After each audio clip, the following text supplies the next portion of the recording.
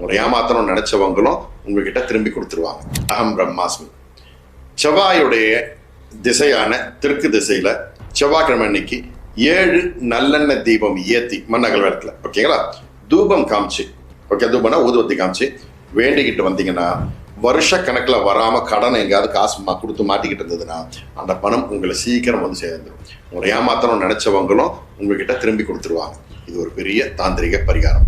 அது மாத்திரம் இல்லாம இந்த அரசமர குச்சி இருக்குல்ல, அரசமர குச்சிக்கு அந்த சுள்ளின்னு சொல்லுவாங்க, அதுக்கு நிறைய மேக்னெட்டிக் எனர்ஜி இருக்கு அப்படின்னு சொல்லிட்டு சயின்டிஃபிக்காக ப்ரூவ் பண்ணியிருக்காங்க.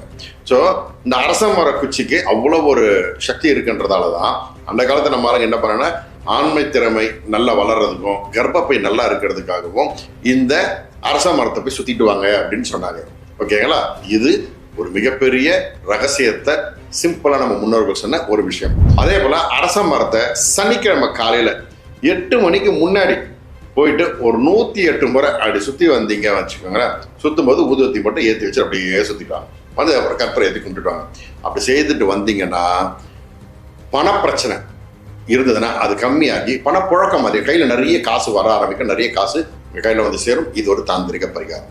அதே போல் பூண்டு, ஒரு முழு பூண்டில் என்னங்கன்னா 7 பல்லு மட்டும் இருக்கணும், 7 பூண்டு மட்டும் இருக்கக்கூடிய ஒரு பூண்டை வாங்கிக்கோங்க.